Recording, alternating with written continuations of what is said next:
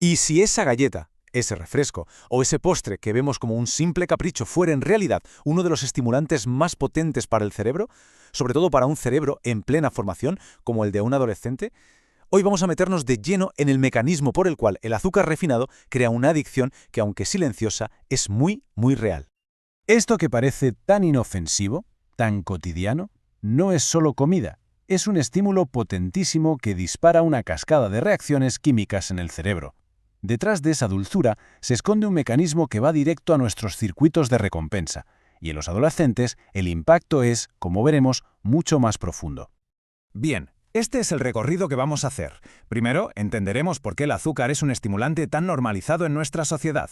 Luego, analizaremos la vulnerabilidad específica del cerebro adolescente. Nos meteremos de lleno en el ciclo de la dopamina, que es la clave de la adicción. Veremos las consecuencias que esto tiene y, lo más importante, cómo se puede romper ese circuito. Vamos a empezar por el principio, el contexto. El azúcar está pero tan integrado en nuestra cultura que sus efectos como estimulante se suelen pasar por alto por completo. Es el gran engaño dulce. Y es que aquí está la clave de toda. A diferencia de otras sustancias, el azúcar es legal, barato y está por todas partes. Lo usamos para celebrar, para consolar, como premio. Desde la infancia, sin darnos cuenta, estamos entrenando al cerebro para que asocie ese pico de azúcar con una recompensa. Normalizamos un estímulo potentísimo. Y ahora vamos al meollo de la cuestión. ¿Por qué es esto especialmente peligroso para los adolescentes? Pues porque sus cerebros no son como los de los adultos. Están literalmente en obras.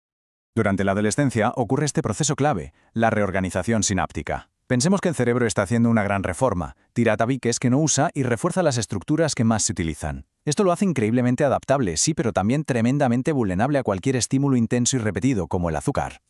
Miremos esta comparación, porque es muy reveladora. El cerebro adolescente tiene el sistema de recompensa, el que busca el placer inmediato a toda máquina, pero la parte que pone el freno, la corteza prefrontal que se encarga del autocontrol y de pensar a largo plazo, todavía está madurando. Este desequilibrio es básicamente el caldo de cultivo perfecto para la adicción. Y este desequilibrio nos lleva directamente a la protagonista de esta historia, la dopamina, la famosa molécula del placer. Vamos a ver cómo el azúcar la manipula para construir, paso a paso, una adicción.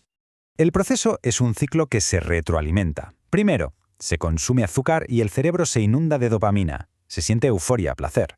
Pero claro, el cerebro es listo y se adapta. Reduce su propia sensibilidad para protegerse de esa avalancha. ¿Y cuál es el resultado? Que la próxima vez se necesita más azúcar para conseguir el mismo efecto. Esto, señoras y señores, es la tolerancia, la base de cualquier adicción. Y ojo, porque aquí viene lo más impactante. No estamos hablando de un mecanismo que se parece al de las drogas. No, el azúcar secuestra exactamente las mismas rutas neuronales que activan sustancias como la nicotina o la cocaína. Esto nos da una idea de la magnitud de su poder adictivo. Y por si fuera poco, el azúcar juega sucio. No solo crea el deseo, sino que además sabotea las señales de stop. Altera las hormonas que nos dicen que ya estamos llenos, como la leptina. O sea, no solo el cerebro pide más, sino que el cuerpo pierde la capacidad de decir basta. Es la tormenta perfecta para el consumo compulsivo. Claro, todo este ciclo no sale gratis, tiene consecuencias, y muchas de ellas son invisibles. Un precio muy alto que se paga a nivel neurológico y emocional, y que va mucho más allá de simplemente querer algo dulce. Porque el impacto no son solo las calorías o el riesgo de diabetes, que también. El impacto es directo en la función cerebral, en el hardware. Y esos cambios en la neuroquímica se traducen, inevitablemente, en problemas de estabilidad emocional y de capacidad cognitiva. Y esto se traduce en cosas muy concretas del día a día. Por ejemplo, se daña la capacidad de crear nuevas conexiones en el hipocampo, lo que afecta a la memoria y al aprendizaje. Se genera una inflamación crónica en el cerebro que provoca fatiga mental, niebla, y en los adolescentes esto se ve muy claro. Más irritabilidad, más impulsividad y a menudo un bajón en el rendimiento académico. Además, se crea el enganche psicológico. El azúcar ofrece un alivio inmediato y muy rápido para el estrés, la ansiedad o el aburrimiento. El cerebro aprende esa lección. Si me siento mal, como algo dulce y me siento mejor. Y así se forja un vínculo peligrosísimo entre las emociones negativas y la necesidad de azúcar. ¿Vale? El panorama puede parecer un poco desolador, ¿verdad? Pero la buena noticia es que el cerebro es increíblemente plástico y de la misma manera que aprende un mal hábito, puede desaprenderlo y reclamar el control. La clave, y esto es muy importante, no es una prohibición radical. La privación extrema suele ser contraproducente. La estrategia inteligente es una transición gradual.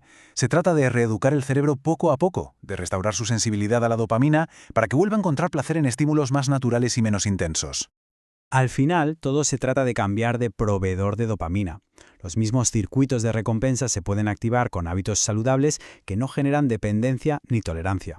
Cosas tan sencillas como el ejercicio físico, el reto de aprender algo nuevo o incluso la exposición a la luz del sol liberan dopamina de una forma mucho más equilibrada y sostenible. Y nos quedamos con esta reflexión final, que creo que lo resume todo. El verdadero desafío no es demonizar al azúcar, sino entender cómo funciona nuestro cerebro para poder recuperar el control sobre él. Se trata de tomar conciencia de un mecanismo que nos ha condicionado para ser adictos a lo dulce, y a partir de ahí empezar a tomar decisiones más libres.